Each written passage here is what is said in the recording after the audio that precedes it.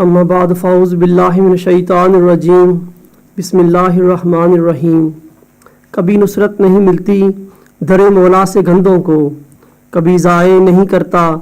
وہ اپنے نیک بندوں کو۔ صاحب صدر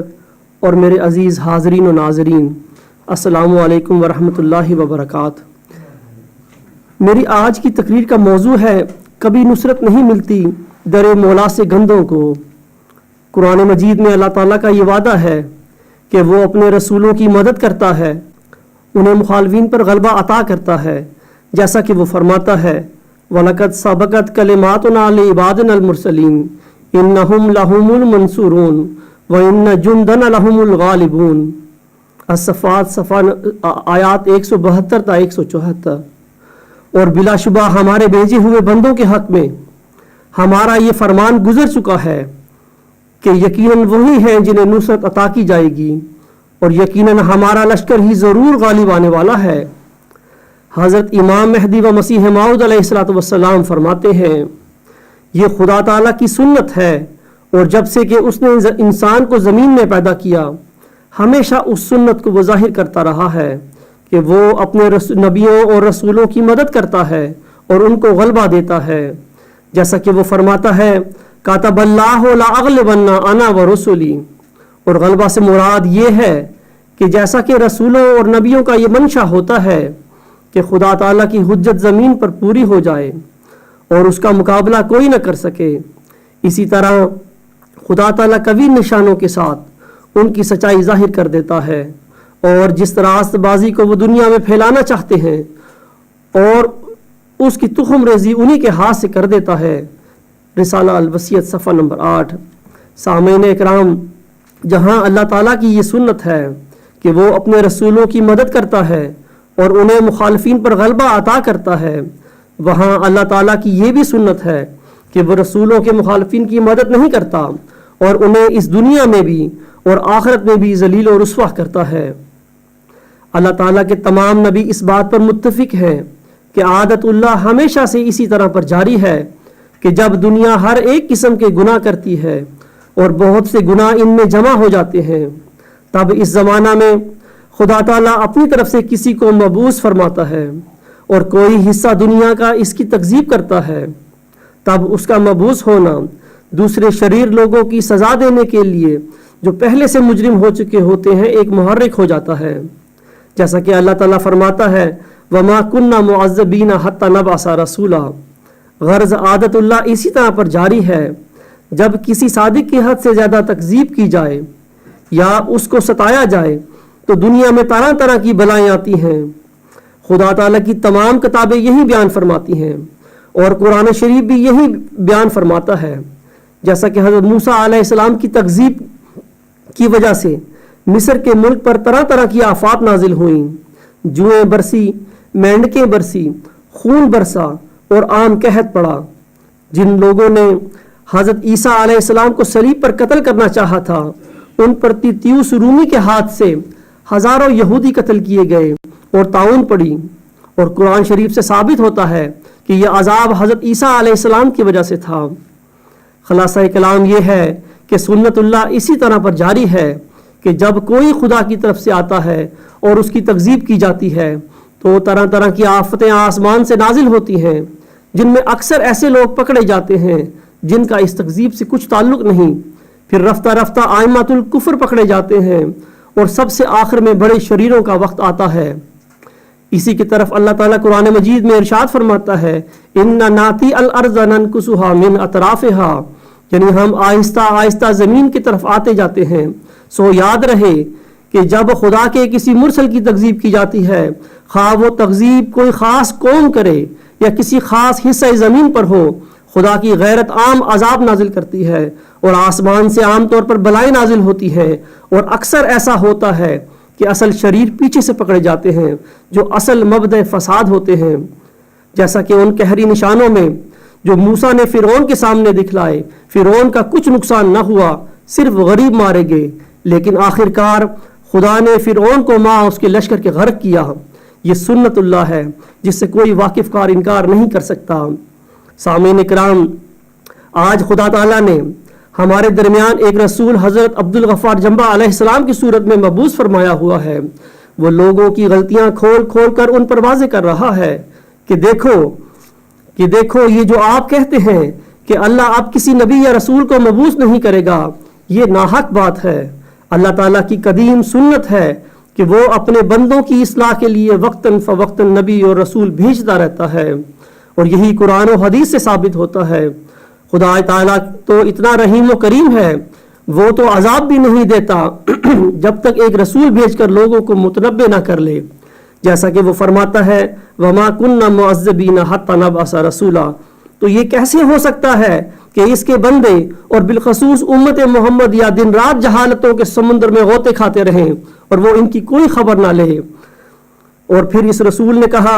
اے میرے احمدی بہنوں بھائیوں اور بزرگوں، اللہ تعالیٰ نے مجھے بتایا ہے کہ مرزا بشیر الدین محمود احمد کا مسلم موت ہونا تو درکنار، وہ تو پیش گوئی مسلم موت کے دائرۂ بشارت میں ہی نہیں آتا. قرآن مجید کی آیات کا حوالہ دے دے کر ثابت کیا کہ سنت اللہ کے مطابق مبشر وجود ہمیشہ اپنی بشارت کے بعد پیدا ہوتا ہے. اس لیے مسلم موعود نے اپنی آخری بشارت یعنی 6-7 نومبر 1907 کے بعد جماعت احمدیہ میں پیدا ہونا ہے. اور قرآن مجید کی آیات اور حضرت حاکم و عدل علیہ السلام کی تحریرات سے مدلل دلائل کے ساتھ مرزا بشیر الدین محمود احمد کے دعوت مسلم موت کو جھوٹا اور انہیں مفتری اللہ ثابت کیا. پھر اس رسول نے کہا اے میرے احمدی بہنوں بھائیوں اور بزرگوں، تمہارے خلیفے کہتے ہیں کہ خلیفہ خدا بناتا ہے. یہ تمہارے خلیفوں اور ان کے خوشامدی مولویوں کا گھڑا ہوا مکر ہے. آدم، موسیٰ، عیسیٰ علیہ السلام اور محمد صلی اللہ علیہ وسلم کو خدا نے خلیفہ بنایا تھا. کیا تمہیں بھی خدا نے ایسے ہی خلیفہ بنایا ہے جیسے ان مقدس ہستیوں کو بنایا تھا؟ تو اس پر ان خلیفوں کو سانپ سونگھ جاتا ہے. پھر اس رسول نے کہا اے میرے احمدی بہنوں بھائیوں اور بزرگوں، تمہارے خلیفے کہتے ہیں کہ خلیفہ کے ہوتے ہوئے کوئی مجدد نہیں آ سکتا، اور کہتے ہیں کہ خلافت کے مقابل جس کا قرآن کریم میں ذکر ہے کسی مجدد کا کوئی ذکر نہیں ملتا. یہ ایک کھلا کھلا جھوٹ ہے. قرآن و حدیث اور حضرت حاکم و عدل علیہ السلام کی تعلیم تو پکار کر کہہ رہی ہے کہ ہر صدی پر مجدد آتے رہے اور قیامت تک آتے رہیں گے. اور پھر اتمام حجت کے لیے انہوں نے مرزا مسرور احمد صاحب، امام جماعت احمدیہ قادیان اور ان کے مولوی اور عمراء کو مباہلے کا کھلا کھلا چیلنج دیا. لیکن افسوس ان سب کے پاس ان سب باتوں کا ایک ہی جواب ہے، سم بکم عمی فہم لا یرجعون. لیکن نادان یہ نہیں جانتے کہ ان کا یہ مکر ہرگز ان کے کام نہیں آئے گا، اور بھول گئے ہیں کہ خدا نے گزشتہ رسولوں کے منکرین کا کیا انجام کیا تھا اور ان کا کیا انجام ہونے والا ہے. سامعین اکرام، تذکرہ صفحہ نمبر 185 پر حضور علیہ السلام فرماتے ہیں مدت کی بات ہے، میں نے ایک خواب دیکھا کہ میں ایک گھوڑے پر سوار ہوں اور باغ کی طرف جاتا ہوں اور میں اکیلا ہوں. سامنے سے ایک لشکر نکلا جس کا یہ ارادہ ہے کہ ہمارے باغ کو کاٹ دیں. مجھ پر ان کا کوئی خوفداری نہیں ہوا، اور میرے دل میں یہ یقین ہے کہ میں اکیلا ان سب کے واسطے کافی ہوں. وہ لوگ اندر باغ میں چلے گئے اور ان کے پیچھے میں بھی چلا گیا. جب میں اندر گیا تو میں کیا دیکھتا ہوں کہ وہ سب کے سب مرے پڑے ہیں اور ان کے سر اور ہاتھ اور پاؤں کاٹے ہوئے ہیں اور ان کی کھالیں اتری ہوئی ہیں. تب خدا تعالیٰ کی قدرتوں کا نظارہ دے کر مجھ پر رقت طاری ہوئی اور میں رو پڑا کہ کس کا مقدور ہے کہ ایسا کر سکے. فرمایا اس لشکر سے ایسے ہی آدمی مراد ہیں جو جماعت کو مرتد کرنا چاہتے ہیں اور ان کے عقیدوں کو بگاڑنا چاہتے ہیں اور چاہتے ہیں کہ ہماری جماعت کے باغ کے درختوں کو کاٹ ڈالیں. خدا تعالیٰ اپنی قدرت نمائی کے ساتھ ان کو ناکام کرے گا اور ان کی تمام کوششوں کو نیست و نابود کر دے گا. نعرہ تکبیر، اسلام احمدیت.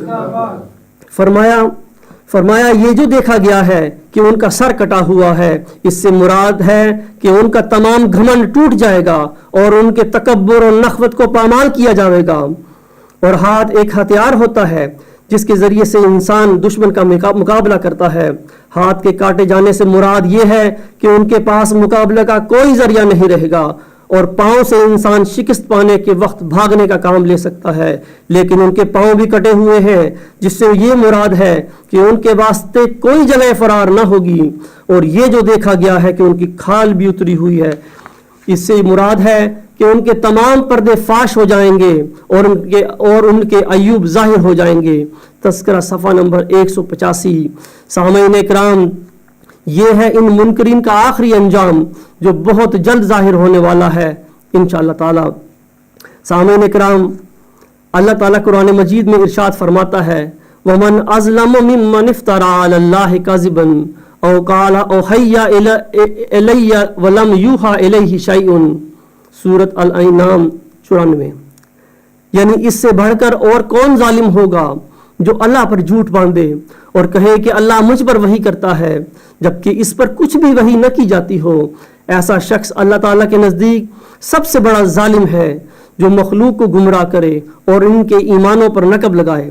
اور ایسے ظالم اور خبیث کے متعلق اللہ تعالیٰ فرماتا ہے وہ کبھی کامیاب نہیں ہوتا بلکہ وہ خود ایسے مفتری کی شرح کاٹ کر ہلاک کرتا ہے، جیسا کہ وہ فرماتا ہے وَلَوْ تَقَوَّلَ عَلَيْنَا بَعْضَ الْأَقَاوِيلِ لَأَخَذْنَا مِنْهُ بِالْيَمِينِ ثُمَّ لَأَقْطَعْنَا مِنْهُ الْوَتِينَ فَمَا مِنْكُمْ مِنْ أَحَدٍ عَنْهُ حَاجِزِينَ،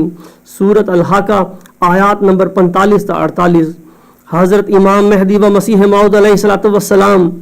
ان آیات کے ترجمہ و تفسیر کرتے ہوئے فرماتے ہیں اور اگر یہ رسول کچھ اپنی طرف سے بنا لیتا اور کہتا کہ فلاں بات خدا نے میرے پر وحی کی ہے، حالانکہ وہ کلام اس کا ہوتا نہ خدا کا، تو ہم اس کا دایاں ہاتھ پکڑ لیتے اور پھر اس کی رگ جان کاٹ دیتے اور کوئی تم میں سے اس کو بچا نہ سکتا۔ یعنی اگر وہ ہم پر افطرا کرتا تو اس کی سزا موت تھی، کیونکہ اس صورت میں وہ اپنے جھوٹے دعویٰ سے افطرا اور کفر کی طرف بلا کر ضلالت کی موت سے ہلاک کرنا چاہتا، تو اس کا مرنا اس حادثہ سے بہتر ہے کہ تمام دنیا اس کی مفتریانہ تعلیم سے ہلاک ہو۔ اس لیے قدیم سے ہماری یہی سنت ہے کہ ہم اسی کو ہلاک کر دیتے ہیں جو دنیا کے لیے ہلاکت کی راہیں پیش کرتا ہے اور جھوٹی تعلیم اور جھوٹے عقائد پیش کر کے مخلوق خدا کی روحانی موت چاہتا ہے اور خدا پر افطرا کر کے گستاخی کرتا ہے۔ روحانی خزائن جلد 17 صفحہ 389۔ اسی ضمن میں امام مہدی و مسیح موعود علیہ السلام فرماتے ہیں اور ظاہر ہے یہ قرآنی استدلال بھدئی الظہور جب ہی ٹھہر سکتا ہے جبکہ یہ قاعدہ کلی مانا جائے کہ خدا اس مفتری کو جو خلقت کے گمراہ کرنے کے لیے مامور من اللہ ہونے کا دعویٰ کرتا ہو کبھی مہلت نہیں دیتا، کیونکہ اس طرح اس کی بادشاہت میں گڑبڑ پڑ جاتا ہے اور صادق اور کاذب میں تمیز اٹھ جاتی ہے۔ سامعین کرام، اور چند لائنیں آگے جا کر حضور علیہ السلام فرماتے ہیں اور جن لوگوں کو اسلام کی کتابوں پر نظر ہے وہ خوب جانتے ہیں کہ آج تک علماء امت میں سے کسی نے یہ اعتقاد ظاہر نہیں کیا کہ کوئی مفتری اللہ حضرت صلی اللہ علیہ وسلم کی طرح 23 برس تک زندہ رہ سکتا ہے، بلکہ یہ تو صریح حضرت صلی اللہ علیہ وسلم کی عزت پر حملہ اور کمال بے ادبی ہے اور خدا تعالیٰ کی پیش کردہ دلیل سے استخفاف ہے۔ آپ مزید فرماتے ہیں ہزارہ نامی علماء اور اولیاء ہمیشہ اسی دلیل کو کفار کے سامنے پیش کرتے رہے اور کسی عیسائی یا یہودی کو طاقت نہ ہوئی کہ کسی ایسے شخص کا نشان دے جس نے افطرا کے طور پر مامور من اللہ ہونے کا دعویٰ کر کے زندگی کے 23 برس پورے کیے ہوں۔ روحانی خزائن جلد 17 صفحہ نمبر 392۔ سامعین کرام، حضرت امام مہدی و مسیح موعود علیہ السلام مزید فرماتے ہیں تمام صادقوں کا بادشاہ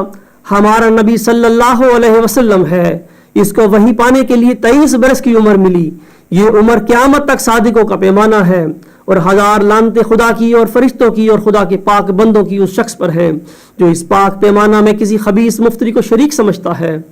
روحانی خزائن جلد 17 صفحہ نمبر 468۔ سامعین اکرام، حضور علیہ السلام نے سورۃ الحاقہ کی آیات 45 تا 48 کی جو تفسیر بیان فرمائی ہے اس سے درج ذیل 3 باتیں ثابت ہوتی ہیں۔ نمبر 1، ایسا شخص جو اللہ تعالیٰ پر جھوٹ باندھ کر مامور من اللہ ہونے کا دعویٰ کرتا ہو وہ اپنے اس دعوی معموریت کے بعد 23 سال تک زندہ نہیں رہ سکتا بلکہ اس عرصہ کے اندر ہلاک کیا جاتا ہے۔ نمبر 2، 23 سالہ معیار صادق اور کاذب میں فرق کرنے کے لیے ایک قطعی پیمانہ ہے، اور یہ پیمانہ 23 سال عمر پانے کا کبھی کسی کاذب کو نہیں مل سکتا۔ نمبر 3، اگر کوئی شخص یہ کہتا ہے کہ یہ 23 سال عمر پانے کا پیمانہ کسی کاذب کو مل سکتا ہے، تو ایسے شخص پر خدا اور اس کے فرشتوں اور اس کے پاک بندوں کی 1000 لعنتیں ہوتی ہیں۔ سامعین اکرام، مرزا بشیر الدین محمود احمد صاحب 20 فروری 1944 کو دعویٰ مسلم موت کرتے ہوئے کہتے ہیں، میں کہتا ہوں اور خدا کی قسم کھا کر کہتا ہوں کہ میں ہی مسلم موت کی پیشگوئی کا مصداق ہوں، اور مجھے ہی اللہ تعالیٰ نے ان پیشگوئیوں کا مورد بنایا ہے جو ایک آنے والے موت کے متعلق حضرت مسیح موعود علیہ السلام نے فرمائیں۔ جو شخص سمجھتا ہے کہ میں نے افطرا سے کام لیا ہے یا اس بارے میں جھوٹ اور کذب بیانی کا ارتکاب کیا ہے، وہ آئے اور اس معاملہ میں میرے ساتھ مباہلہ کر لے، اور یا پھر اللہ تعالیٰ کی موقدبہ عذاب قسم کھا کر اعلان کر دے کہ اسے خدا نے کہا ہے کہ میں جھوٹ سے کام لے رہا ہوں۔ پھر اللہ تعالیٰ خود بخود اپنے آسمانی نشانات سے فیصلہ فرما دے گا کہ کون کاذب ہے اور کون صادق۔ الموعود بحوالہ انوار العلوم جلد 17 صفحہ نمبر 245۔ سامعین اکرام، حضرت مرزا بشیر الدین محمود احمد صاحب کے اس جھوٹے دعوی مسلم موت کے 10 سال بعد مورخہ 10 مارچ 1954 کے دن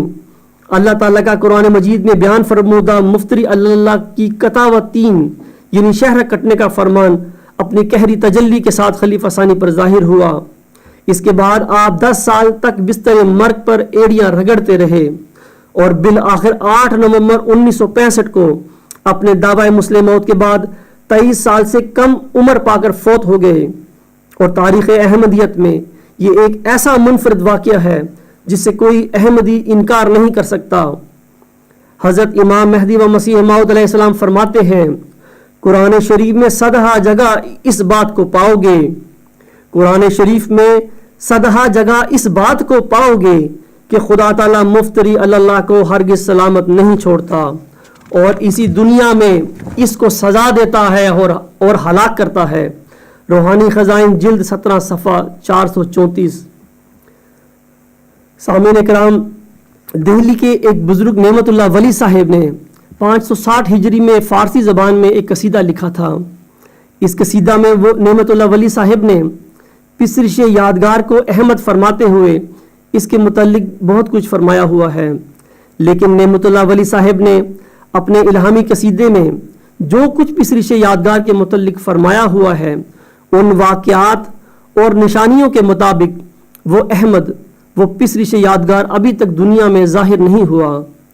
اس حقیقت کے اسبات کے لیے خاکسار چند اشعار آپ کی خدمت میں پیش کرتا ہے۔ نعمت اللہ ولی صاحب رحمت اللہ علیہ فرماتے ہیں، قدرت کردگار میں بینم، حالت روزگار میں بینم، خدا تعالیٰ کی قدرت دیکھ رہا ہوں اور زمانے کے بدلتے ہوئے حالات دیکھ رہا ہوں۔ آپ فرماتے ہیں، از نجوم این سخن نمے گویم بلکہ از کردگار میں بینم، میں یہ باتیں علم نجوم کی بنا پر نہیں کہہ رہا بلکہ خدا تعالیٰ کی طرف سے کہہ رہا ہوں، یعنی یہ سب کچھ الہام کی روشنی میں کہہ رہا ہوں۔ آپ اپنے قصیدے میں آگے فرماتے ہیں، چوں زمستان بے چمن بگذشت شمس خوش بہار میں بینم۔ اس شعر کا لفظی ترجمہ کچھ اس طرح ہے، چونکہ سردی کا موسم بغیر باغ کے گزر گیا، اس لیے اب سورج یعنی دھوپ کو خوشگوار دیکھ رہا ہوں۔ لیکن حضرت امام مہدی و مسیح موعود علیہ السلام اس شعر کا ترجمہ کچھ اس طرح کرتے ہیں، زمستان بے چمن مراد یہ ہے کہ جب 13ویں صدی کا موسم خزاں گزر جائے گا تو 14ویں صدی کے سر پر آفتاب بہار نکلے گا، یعنی مجدد ظہور کرے گا۔ دور اونچوں شود تمام بکام پسرش یادگار میں بینم، اس کا زمانہ جب مقصد کے مطابق ختم ہو جائے گا تو اس کا بیٹا اس کی یادگار کے طور پر دیکھ رہا ہوں۔ سامعین اکرام، پیشگوئی مسلم موعود میں 2 نشانوں یا وجودوں کی بشارت دی گئی ہے، ایک وجیح اور پاک لڑکا اور دوسرا ذکی غلام۔ اس ذکی غلام کو حضور علیہ السلام نے مسلم موعود کے نام سے پکارا ہے، اور یہی ذکی غلام یعنی مسلم موعود حضور علیہ السلام کا جسمانی کے بجائے روحانی فرزند ہے۔ یہی موعود ذکی غلام وہ موعود مسیح عیسیٰ ابن مریم ہے جس کی حضرت صلی اللہ علیہ وسلم نے اپنی امت کو بشارت دی ہوئی ہے، جیسا کہ آپ صلی اللہ علیہ وسلم فرماتے ہیں عن ابن عباس رضی اللہ عنہ مرفوعا قال لن تهلكوا امة انا في اولها وعيسى ابن مريم في آخرها والمهدي وسطها، حدیقۃ الصالحین صفحہ نمبر 402 بحوالہ کنز الامال 187/2۔ حضرت ابن عباس رضی اللہ تعالیٰ عنہ بیان کرتے ہیں کہ حضرت صلی اللہ علیہ وسلم نے فرمایا وہ امت ہرگز ہلاک نہیں ہو سکتی جس کے شروع میں اور آخر میں عیسیٰ بن مریم یعنی مسیح موعود اور درمیان میں مہدی ہوں گے۔ سامعین کرام، یہی وہ موعود ذکی غلام یعنی مسیح عیسیٰ ابن مریم ہے جس کے نزول کے ساتھ هو الذی ارسل رسولہ بالہدی ودین الحق لیظہرہ علی الدین کلہ ولو کرہ المشرکون، یعنی وہی تو ہے جس نے اپنے رسول کو ہدایت اور دین حق دے کر بھیجا تاکہ اس دین کو دنیا کے تمام دینوں پر غالب کر دے۔ گو مشرکوں کو یہ بات بہت ہی بری لگے، یہ وعدہ پورا ہونا ہے، جیسا کہ اسی آیت کے ضمن میں حضور علیہ السلام فرماتے ہیں هو الذی ارسل رسولہ بالہدی ودین الحق لیظہرہ علی الدین کلہ ولو کرہ المشرکون۔ یہ آیت جسمانی اور سیاست ملکی کے طور پر حضرت مسیح کے حق میں پیش گوئی ہے، اور جس غلبہ کاملہ دین اسلام کا وعدہ دیا گیا ہے وہ غلبہ مسیح کے ذریعے سے ظہور میں آئے گا، اور جب حضرت مسیح علیہ السلام دوبارہ اس دنیا میں تشریف لائیں گے تو ان کے ہاتھ سے دین اسلام جمی آفاق اور اقطار میں پھیل جائے گا۔ براہین احمدیہ روحانی خزائن جلد 1 صفحہ نمبر 593۔ حضرت امام مہدی و مسیح موعود علیہ السلام کا مذکورہ بیان 1884 کا ہے، جب آپ لا علمی میں عامت المسلمین کی طرح حیات مسیح کے قائل تھے، لیکن 1899 میں آپ اسی ضمن میں مزید فرماتے ہیں تخمیناً عرصہ 20 برس کا گزرا ہے کہ مجھ کو اس آیت کا الہام ہوا تھا، اور وہ یہ ہے هو الذی ارسل رسولہ بالہدی ودین الحق لیظہرہ علی الدین کلہ، اور مجھ کو اس الہام کے یہ معنی سمجھائے گئے تھے کہ میں خدا تعالیٰ کی طرف سے بھیجا گیا ہوں کہ تا میرے ہاتھ سے خدا تعالیٰ اسلام کو تمام دینوں پر غالب کرے۔ اور اس جگہ یاد رہے کہ یہ قرآن شریف میں ایک عظیم الشان پیش گوئی ہے جس کی نسبت علماء محققین کا اتفاق ہے کہ یہ مسیح موعود کے ہاتھ پر پوری ہوگی۔ سو جس قدر اولیاء اور ابدال مجھ سے پہلے گزر گئے ہیں، کسی نے ان میں سے اپنے تئیں اس پیشگوئی کا مصداق نہیں ٹھہرایا اور نہ یہ دعویٰ کیا کہ اس آیت مذکورہ والا کا مجھ کو اپنے حق میں الہام ہوا ہے، لیکن جب میرا وقت آیا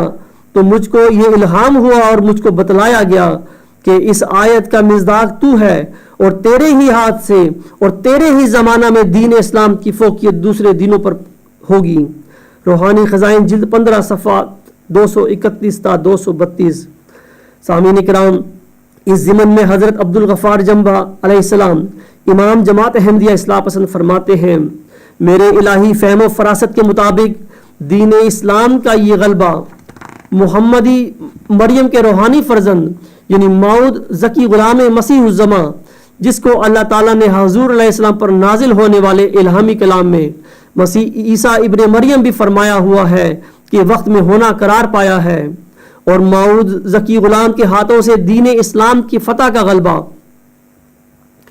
اور موعود ذکی غلام کے ہاتھوں سے دین اسلام کی فتح اور غلبہ کا ہونا ایسا ہی ہے جیسا کہ حضرت امام مہدی و مسیح موعود علیہ السلام کے ہاتھوں سے ہوا ہے،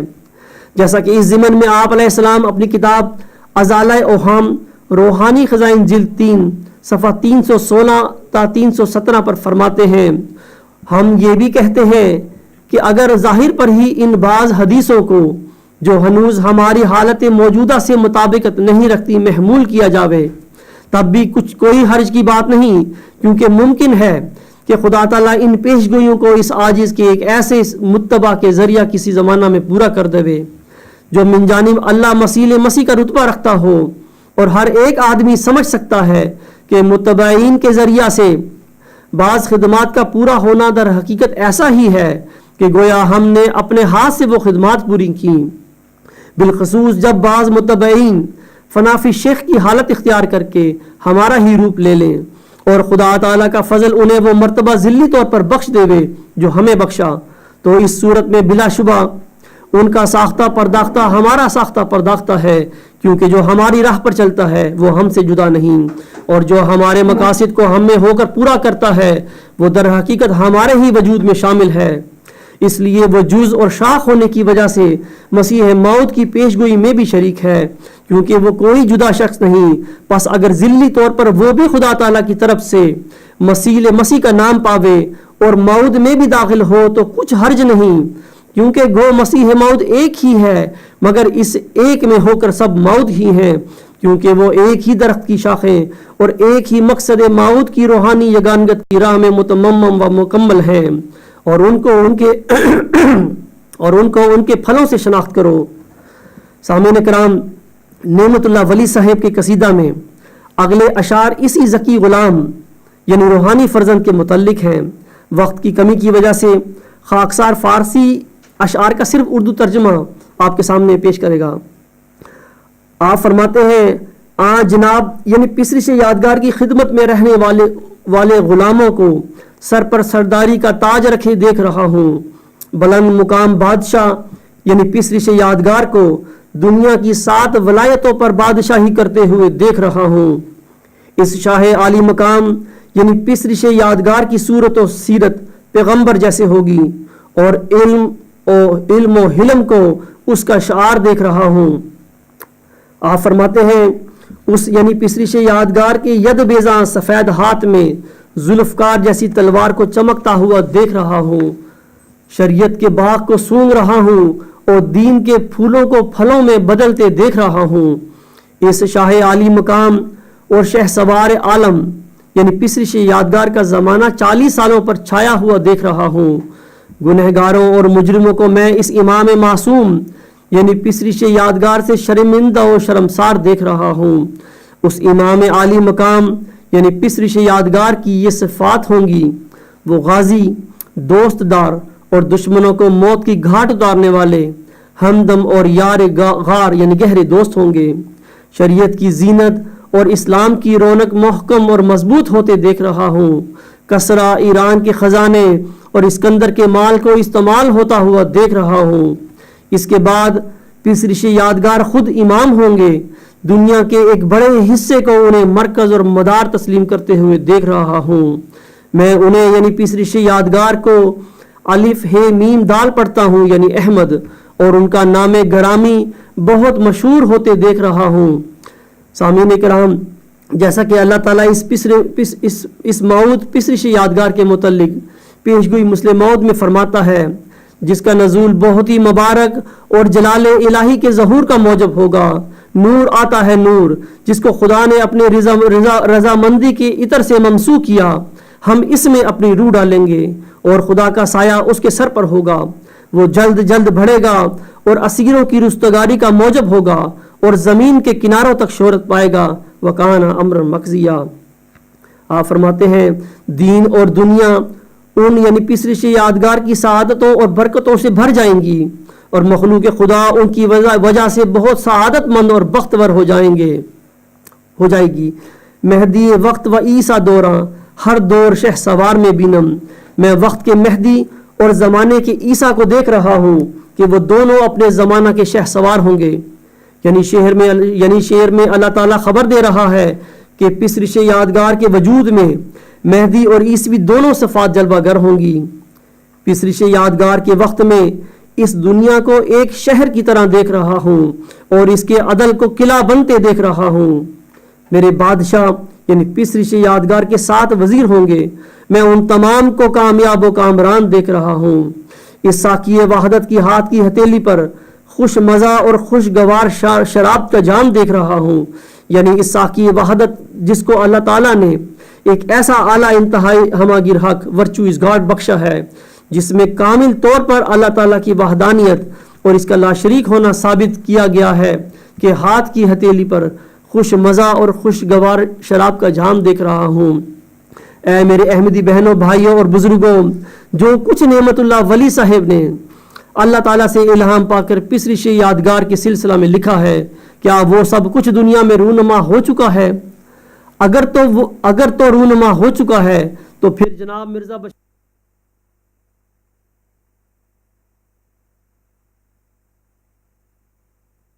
نعمت اللہ ولی صاحب نے پسرش یادگار کے بارے میں لکھا ہے، اس کا عشر عشیر بھی وقوع پذیر نہیں ہوا، بلکہ دین اسلام اب جس مظلومی کی حالت میں ہے اور اب سے پہلے اس قسم کی مظلومی کا زمانہ اسلام پر کبھی نہیں آیا ہوگا۔ کیا آج دجالی قوتوں نے دین اسلام کو ایک دہشت گرد مذہب اور مسلمانوں کو دہشت گرد قرار نہیں دیا ہوا؟ یہ جو میں کہہ رہا ہوں اگر یہ سچ ہے اور حق ہے تو پھر آپ لوگوں کو چاہیے کہ جناب مرزا بشیر الدین محمود احمد کے سلسلے میں اپنی خواہشوں پر لعنت بیچتے ہوئے جو حق ہے اس پر غور کرنے کے لیے تیار ہو جائیں۔ اسی میں آپ کی فلاح اور اسی میں آپ کی کامیابی ہے، بلکہ سارے عالم اسلام کی کامیابی ہے۔ میری آخر میں دعا ہے کہ اللہ تعالیٰ آپ کو سمجھ دے، آپ کو سمجھنے کی توفیق دے اور اسلام کو جلد از جلد دنیا میں غلبہ عظیم عطا فرمائے۔ وآخر دعوانا ان الحمد للہ رب العالمین۔